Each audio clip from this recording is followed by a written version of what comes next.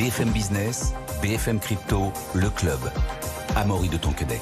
Bonjour à tous, c'est le club BFM Crypto, soyez les bienvenus. Bitcoin, valeur refuge, d'accord, mais valeur refuge de quoi Il a perdu 10% de sa valeur le week-end dernier suite à un événement géopolitique. Il n'a donc pas réagi positivement, l'or s'est mieux comporté et on va tenter de comprendre pourquoi.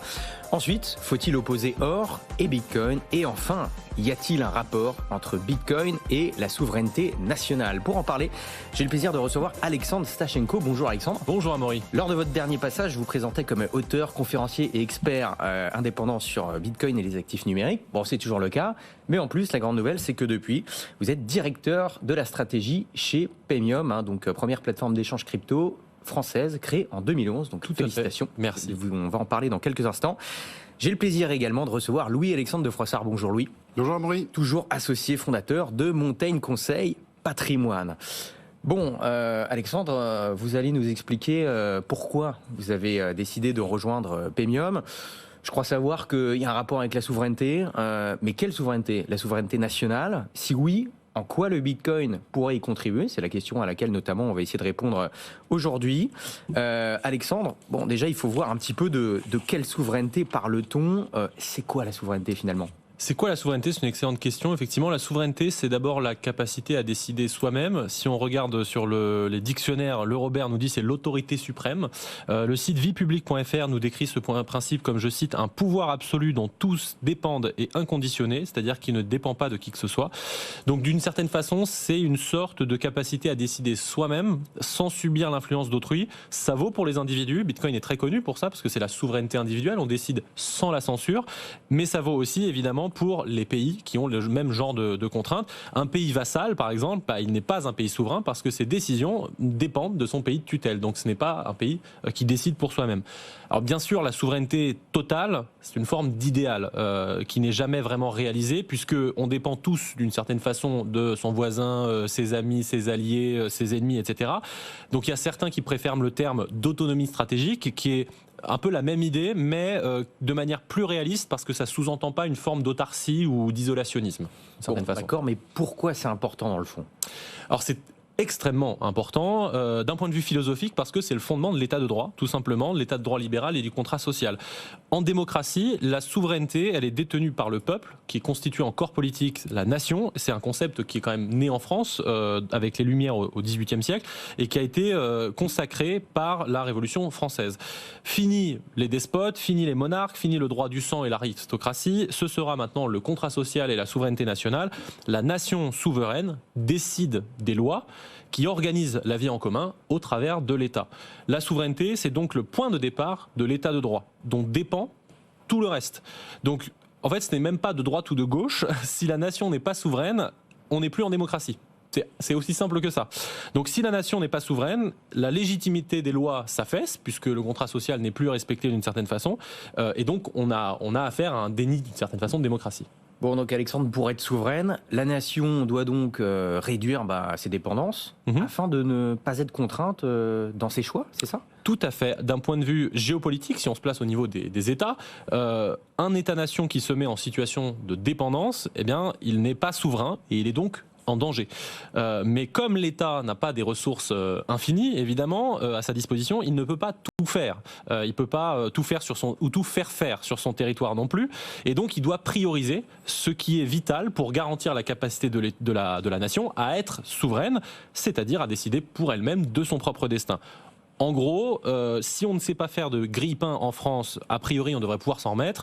Mais si on n'a pas d'armée ou d'électricité, c'est plus compliqué, notamment en cas d'agression. Évidemment, agressions qui, en quelques années, sont passées du domaine de l'impensable à l'improbable, puis de l'improbable au probable, et qui aujourd'hui sont globalement dans notre quotidien. Donc c'est pas incompréhensible que dans la période actuelle, le concept de souveraineté fasse son retour, parce que ce que l'on avait longtemps considéré comme des dépendances acceptable, eh bien ça apparaît soudainement comme particulièrement dangereux pour la nation. Donc l'émergence de Bitcoin dans ce contexte-là pose de sérieuses questions de souveraineté collective, nationale, alors qu'on a des sujets comme l'inflation, la monnaie, etc. qui refont surface, et alors aussi que les marchés financiers sont aujourd'hui centraux dans l'économie mondiale. Bon, Alexandre, Bitcoin est réputé pour être un instrument d'émancipation et de souveraineté individuelle. Mais finalement, c'est quoi le rapport avec la souveraineté nationale ? Eh bien, faisons une comparaison avec Internet, parce que Internet a très longtemps été présenté comme un élément de souveraineté individuelle. C'est les mêmes cypherpunks, c'est les mêmes libertés individuelles, c'est la même confidentialité, c'est le même pair à pair, c'est la même promesse.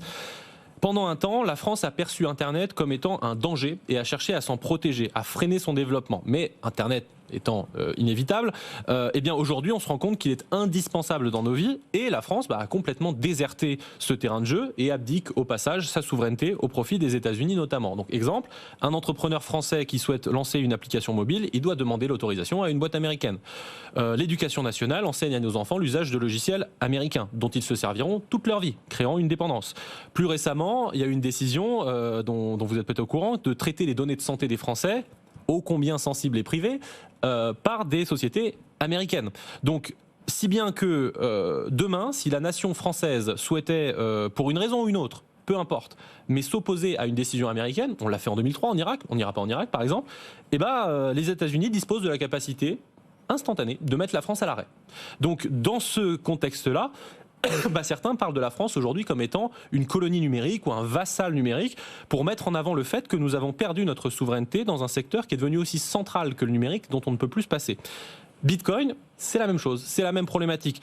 Perçu comme un danger, la France essaye de l'arrêter, sauf que Bitcoin est inarrêtable, il s'impose d'année en année, il se diffuse dans la population, et donc demain son usage sera largement plus répandu, et il est crucial de ne pas reproduire les mêmes erreurs que sur Internet pour pouvoir disposer d'alternatives crédibles.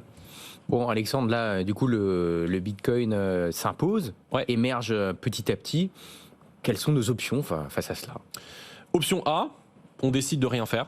On garde nos œillères, on continue à aller chercher de l'autre côté de l'Atlantique des services rapides, faciles, intuitifs et peu coûteux.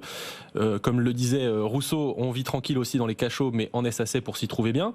C'est aujourd'hui, malheureusement, la pente que l'on prend, et les Français usent déjà majoritairement, très largement, de services étrangers. Option B, on peut à l'inverse choisir d'essayer d'être souverain et d'être libre. Comment ? Il y a deux leviers. Le premier, en ne créant pas de dépendance. Et donc ça veut dire en disposant par ordre de préférence soit de ses propres outils, soit d'outils libres, soit en diversifiant les partenariats. Et deuxièmement, on développe les leviers de puissance. Ça passe souvent dans ce secteur-là par l'accueil et le succès d'entreprises qui sont capables de projeter la puissance économique et culturelle. Pour Bitcoin, ça veut dire concrètement être en capacité d'avoir notamment une plateforme d'échange française forte pour pouvoir opérer de manière indépendante une interface qui est absolument cruciale entre le monde fiat et le monde crypto. Et Alexandre, pourquoi une plateforme d'échange en particulier ? Pourquoi pas un autre type de service finalement ? Tout à fait. Eh bien pour sa position dans la chaîne de valeur. C'est assez simple. La plateforme d'échange, c'est l'infrastructure du marché. C'est pas forcément ce que monsieur ou madame tout le monde voit, mais c'est là que tout se passe. C'est là le cœur du réacteur. C'est dans les marchés financiers, c'est la source de la liquidité. C'est l'infrastructure de marché. Donc pour les entreprises qui nous écoutent, c'est particulièrement important étant donné le contexte depuis plusieurs années. Notamment, je vais reparler de nos amis américains, mais les lois américaines à portée extraterritoriale, elles se multiplient, elles sont toujours plus ambitieuses. Chacun a en tête les amendes records payées par BNP Paribas, la Société Générale. On a aussi l'affaire Alstom, l'affaire Airbus. En fait, on pourrait faire une liste, un tableau Excel, je dis Excel en plus, très très très long, dans lesquels, donc dans ces dernières affaires, les données stratégiques des entreprises, elles ont même dû être fournies à la justice américaine. Encore cette semaine d'ailleurs, pour faire un aparté, mais encore cette semaine, on a une discussion au Congrès américain sur une modification de la loi qui obligerait la quasi-totalité des entreprises américaines à surveiller le monde entier pour le compte de la NSA. Donc il y a une partie des Américains qui se révoltent en disant c'est pas normal, mais la loi est quand même discutée, donc on est dans ce genre d'idée. Bref, le temps de la naïveté est passé, chacun sait les risques que l'on prend à aller chercher des services parfois plus simples et moins chers, certes, mais qui cachent des risques importants. Et il en va de même pour l'échange et la conservation de crypto. Si vous confiez la gestion de votre épargne ou si vous exécutez vos entrées et vos sorties du monde crypto chez un acteur étranger, vous prenez un risque supplémentaire qu'il devient aujourd'hui impossible d'ignorer à l'heure de la résurgence des tensions internationales et des conflits. C'est donc en tant que membre du corps politique souverain qu'est la nation, qui ne souhaite pas perdre sa liberté de choisir souverainement dans les années à venir, que j'ai choisi, moi, effectivement, d'en faire un de mes éléments qui m'ont conduit à rejoindre Paymium, parce qu'aujourd'hui, Paymium, c'est un acteur qui a les cartes en main pour réussir. Moi, je considère que c'est dans notre intérêt collectif. Ce n'est pas que l'intérêt de Paymium. La réussite de Paymium, d'une certaine façon, c'est la réussite de la France. En tout cas, c'est mon avis. C'est pour ça que je vais essayer de faire en sorte que ça marche. Alexandre Sachenko, donc fraîchement nommé directeur de la stratégie de Paymium. Alexandre, chez Paymium, vous proposez que du Bitcoin ou alors il y a d'autres on propose majoritairement du Bitcoin. Historiquement, on est Bitcoin first, Bitcoin presque only. Aujourd'hui, on a changé de moteur de trading assez récemment, avec un travail qui a été très ambitieux sur ces dernières années. Donc, on va pouvoir intégrer plus de crypto-monnaies. C'est toujours un entre-deux à trouver, parce que le marché demande plus. Mais nous, on peut pas se positionner en offrant le moindre token qui passe. C'est pas possible. On pourra pas garantir la sécurité de nos clients. Donc, c'est une discussion qu'on est en train d'avoir pour savoir quelle crypto on rajoute pour essayer de trouver ce juste milieu entre garantir la sécurité, mais en même temps répondre aux besoins des clients. Bon, en vous ayant tous les deux sur ce plateau, là aujourd'hui c'est pas BFM Crypto, c'est un peu BFM Bitcoin. Voilà, on aurait pu renommer cette émission comme ça aujourd'hui. Louis-Alexandre. Souveraineté. Je voulais juste dire un petit peu sur la souveraineté avec un exemple actuel. Pourquoi la Russie est le deuxième ou troisième mineur de Bitcoin dans le monde? Pour une question de souveraineté, elle avait des obligations de l'État américain. On lui a piqué. Ben là, au moins, en ayant ses propres bitcoins qu'elle a minés elle-même, ben elle a une question de souveraineté sur ses réserves de change. C'est aussi la Russie dans les top 3 des producteurs d'or. Comme par hasard, on se rend compte qu'il y a des réserves, c'est le 5e pays en termes de réserves d'or. Donc vraiment, quand on parle de souveraineté, on parle vraiment d'un sujet de géopolitique majeur. En parlant de géopolitique, justement, voilà, il y a eu des événements malheureux ce week-end et le Bitcoin a perdu 10% de sa valeur en quelques heures, donc n'a pas réagi positivement à cela. Il y a tout un débat qui est ressorti, voilà, mais finalement Bitcoin n'est pas réellement une couverture, en tout cas contre le risque géopolitique. On voit que l'or, Louis-Alexandre, a réagi différemment. Est-ce qu'on peut faire un petit comparatif déjà un peu factuel de la réaction qu'il y a eu entre l'or et le Bitcoin ce week-end?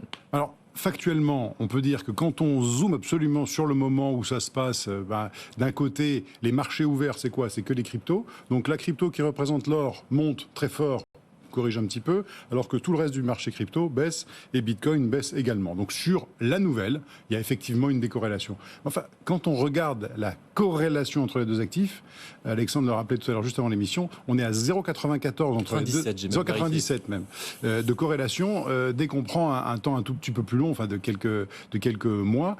Donc ce qui veut dire quand même qu'on a deux actifs qui sont extrêmement corrélés. Mais il faut revenir déjà pour comparer. Alors effectivement, là ils sont très corrélés, mais comment est-ce qu'on peut expliquer une réaction différente des deux face à un événement géopolitique majeur? Là, à très court terme, là on dézoomera, mais à très court terme, là ce week-end, comment on peut expliquer ça? Là, Alexandre a une remarque que je vais laisser développer sur la réserve de valeur. Je pense que là, il a une très bonne réponse pour expliquer ce point-là. Et moi, je vous réexpliquerai après. Je ferai déjà un petit comparatif entre les deux, parce que c'est très important aussi, quand on parle de ces choses-là, de voir de quel univers on parle, de quel montant on parle. Aujourd'hui, effectivement, il y a une confusion qui est souvent faite entre les concepts de réserve de valeur et de valeur refuge, qui ne sont pas exactement la même chose. Il y a dans l'idée de réserve de valeur une idée de long terme, une idée de protéger son épargne et de ne pas revenir tous les jours voir si la volatilité est de X ou Y. Le but, c'est un horizon de détention à 5, 10 ans, 15 ans, 20 ans, et de se dire, j'ai la certitude ou la quasi-certitude que quand je reviendrai dans 10 ans parce que j'ai un projet important dans ma vie, j'aurais pas perdu 25% de mon pouvoir d'achat. C'est ça la réserve de valeur, c'est de préserver son patrimoine sur le temps. Donc dans la réserve de valeur, on n'inclut pas des choses comme un événement géopolitique, parce que ça peut perdre 10%, mais si c'est une réserve de valeur, en fait je m'en fiche, je suis même pas en train de regarder, je regarderai dans 10 ans, donc ça ne m'intéresse pas. Par contre effectivement le côté valeur refuge, là on a déjà beaucoup plus la dimension événement extrême. Est-ce que lors d'un événement extrême, les gens se ruent vers cet actif-là? Et donc cette distinction, elle est importante pour comprendre qu'effectivement, Bitcoin aujourd'hui a des caractéristiques qui le rendent potentiellement candidat pour les deux, mais on ne peut pas vraiment construire une valeur refuge si on n'est pas déjà une réserve de valeur d'une certaine façon. L'or aujourd'hui valide les deux critères, mais ça fait 3000 ans que c'est là et que c'est globalement affirmé partout dans le monde. Pour l'instant, le Bitcoin essaye de s'affirmer sur la caractéristique du long terme, capacité à préserver sa valeur contre la dévaluation monétaire des banques centrales. Maintenant, sur la partie valeur refuge, effectivement, c'est un espoir de la communauté Bitcoin que de considérer que comme ça dispose des caractéristiques, il ne manque plus que le consensus social et suffisamment de liquidité pour qu'on le voit advenir. Mais ça n'a pas été le cas ce week-end. J'ai vu passer un tweet sur X de BLSC qui nous dit « Le Bitcoin a clairement le potentiel et les fondamentaux pour jouer un rôle de valeur refuge un jour, mais il manque une chose cruciale, le temps. Donc, pour vous couvrir l'or, pour le futur, le Bitcoin. Est-ce que vous êtes d'accord avec ça?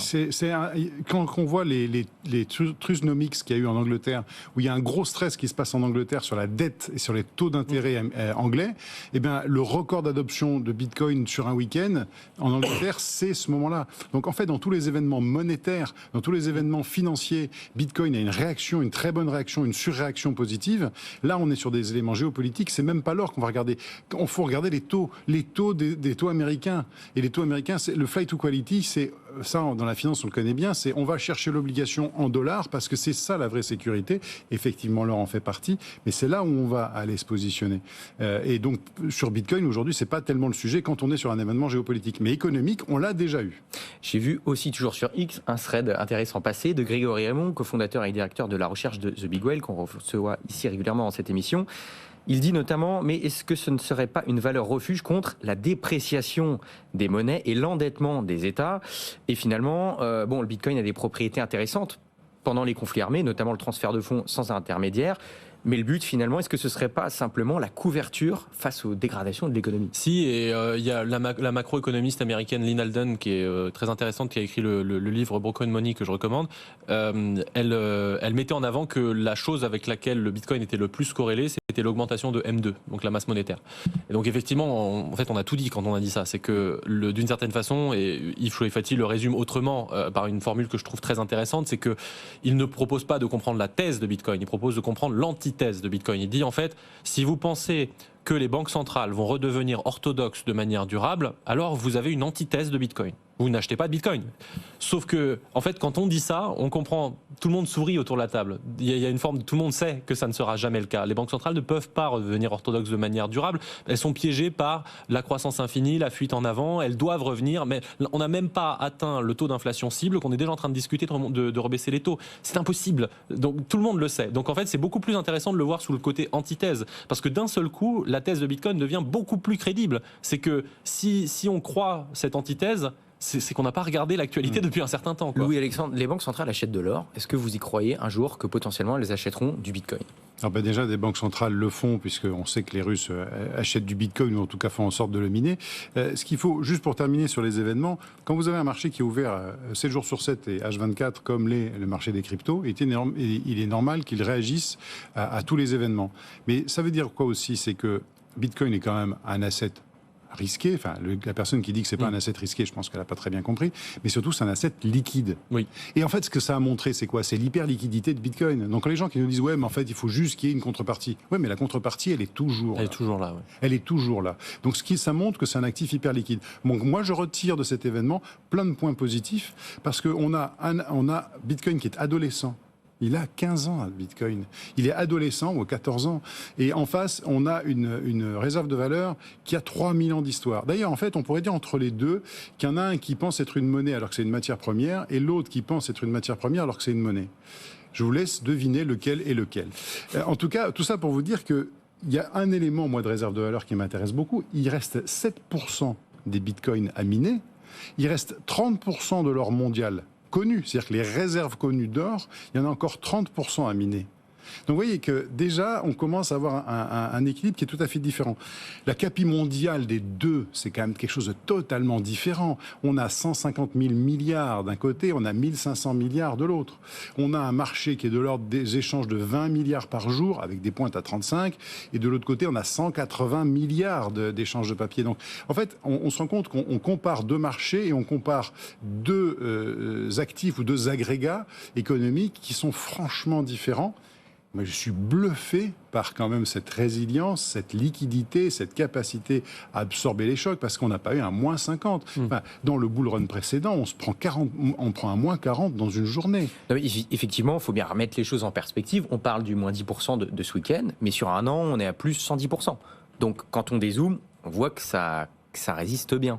Mais Louis-Alexandre, justement, au lieu d'essayer de les opposer, de les comparer, est-ce qu'il ne faudrait pas les associer, finalement? Oui, c'est ça qui est assez intéressant, parce que quand on regarde les pays producteurs, les 3 premiers pays producteurs d'or et les 3 premiers pays producteurs, entre guillemets, de Bitcoin, eh bien, on trouve pour l'or la Chine, l'Australie, la Russie, et on trouve pour le Bitcoin, les États-Unis, la Chine et la Russie. Alors, je ne vous l'ai pas tout à fait dans l'ordre parce qu'on a quelquefois du mal à savoir exactement comment se situe chacun. Mais on trouve dans 2 cas de figure la Chine et la Russie qui est dans les 2 premiers classements.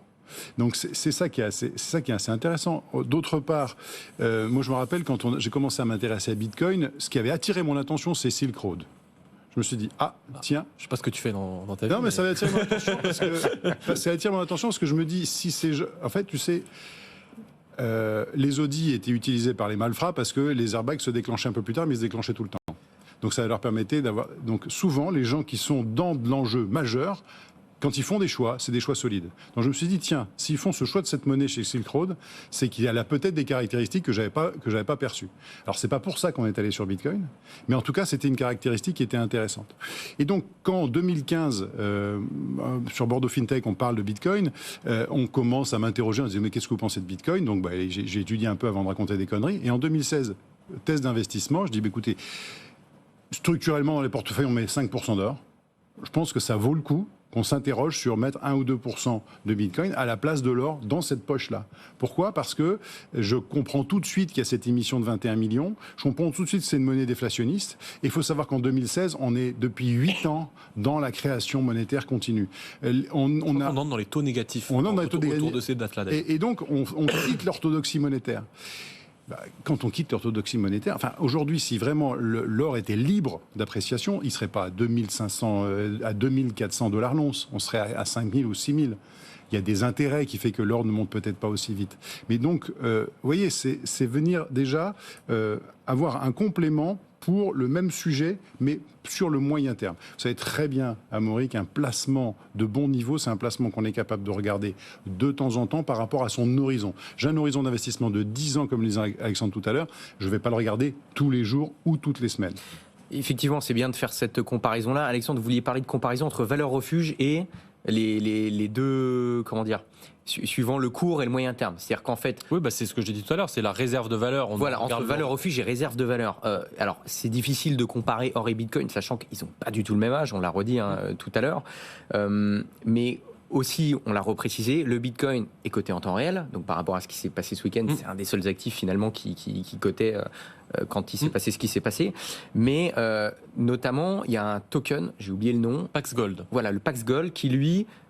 ce token est indexé sur le cours de l'or. Ouais, et lui, qu'est-ce qu'il a fait par rapport au... C'est un stablecoin or. Alors, j'ai plus le chiffre exact de mémoire. Il a bien. Mais comment il s'est comporté ? Plus 10% voilà, sur l'instant. Plus 10%. Et après, il termine à plus 5 dans un marché rouge d'à moins 15. Donc finalement, qu'est-ce qu'on peut en conclure ? C'est-à-dire que finalement, le Bitcoin était bien dans le rouge et lui était quand même dans le vert. Ouais, oui. Il y a eu un mouvement qui était anti-corrélé, clairement. Après, Pax Gold est quand même sacrément moins liquide que l'or, donc il faut moins d'argent pour le faire bouger à la hausse, évidemment. Donc c'est pour ça qu'il y a eu recorrection derrière. Maintenant, c'est pour ça que je dis, quand on dézoome 30 secondes, et quand je dis 30 secondes, en fait, on regarde sur 5 jours. Je ne suis même pas en train de demander de regarder sur 10 ans. L'or, sans parler du Pax Gold, il est à plus 2%. On n'est pas sur plus 25% pendant que le Bitcoin perd 25%. Non, donc oui, il y a eu un mouvement anticorrélé, je le répète tout à l'heure. Effectivement, ça peut faire dire que la partie valeur refuge et événements géopolitiques, pour l'instant, on ne coche pas la case. Ça n'a pas enlevé les fondamentaux. Ça n'empêche pas que ça continue d'avoir les fondamentaux pour l'être. Mais on le coche surtout, je reprends l'événement dont parlait Louis Alexandre juste avant, mais quand il y a eu effectivement Liz Truss au Royaume-Uni qui a fait son programme, que les fonds de pension sont arrivés et on dit écoutez là, on va faire faillite. Donc en fait, vous ne devriez quand même pas mettre les retraités anglais britannique dans la paille. Qu'a fait la Banque centrale ? Elle l'a remis au pot et il y a eu des fuites comme quoi les fonds de pension allaient faire faillite. Effectivement, record de volume sur pound Bitcoin. Le Bitcoin qui a une premium au Royaume-Uni. Donc à ce moment-là, c'était pourtant un événement extrême, mais un événement financier. Ouais. Quel horizon d'investissement vous donnez à vos clients quand ils demandent d'acheter du Bitcoin, Louis Alexandre ? En fait, nous, on vise au moins entre un cycle et demi, minimum un cycle, 4 ans, et idéalement 2 cycles, 8 ans. Voilà, si on pense que c'est des cycles de 4 ans. D'ailleurs, il y a des petites anecdotes assez sympas. Vous savez qu'avec 3 Napoléons, les 20 francs or, eh bien, on achète une vache en 1900. Et aujourd'hui, combien de Napoléons pour acheter une vache ? J'ai pas essayé. 3 Napoléons. Pour acheter une bicyclette, c'était 1 Napoléon en 1900. C'est toujours un Napoléon pour acheter une bicyclette. Donc vous avez toujours l'or qui a conservé son pouvoir d'achat. Alors une bicyclette, une vache aujourd'hui, pour vous donner une idée, on est à peu près à 0,15. Ça valait en euros d'aujourd'hui 0,15 une vache en 1900, 0,15 euros. Ah bon? Voilà. 0,15 C'est pour vous donner la perte de valeur de la monnaie fiat par rapport à une réserve de valeur que peut être l'or sur le temps long. Eh bien, notre conviction à nous, c'est qu'il est en train de se passer la même chose sur le Bitcoin. Alors, Bitcoin monte, oui, mais une partie de la hausse de Bitcoin, c'est la baisse des monnaies fiat. Dans 10 ans, une vache, c'est combien en Bitcoin, vous pensez? En Bitcoin, je ne sais pas, mais pas grand-chose. Pas Mais les grand-chose, ça CGP sera maintenant 0. l'incluent dans leur. C'est ça qui est très intéressant, c'est que la tendance chez les professionnels, c'est que jusqu'à il y a, disons, 2-3 ans, les gestionnaires de patrimoine n'avaient pas assez d'historique sur un marché suffisamment liquide pour faire des analyses de portefeuille et dire, OK, dans le portefeuille, si je fais ça, le risque augmente ou pas, est-ce que j'améliore ma performance? Et maintenant, ça fait justement 1, 2, 3 ans que la plupart des CGP qui ont fait l'effort de faire une analyse pour se dire quelle est la place dans le portefeuille, ils en sortent tous avec les mêmes conclusions. Si je remplace une partie de mes obligues ou de mon or par du Bitcoin, j'augmente le ratio de charme, donc j'augmente ma perf, mais sans augmenter le risque. Donc on a de plus en plus de recul. Bon, malheureusement, on doit s'arrêter là. Mais c'était passionnant, messieurs. Merci beaucoup. Louis-Alexandre de Froissart, associé fondateur de Montaigne Conseil et Patrimoine, et Alexandre Stachenko, donc nouvellement directeur de la stratégie chez Pemium. Merci d'avoir été avec nous. Salut, bonne journée. Rendez-vous demain 15h. BFM Business, BFM Crypto, le club. Dans 2 minutes.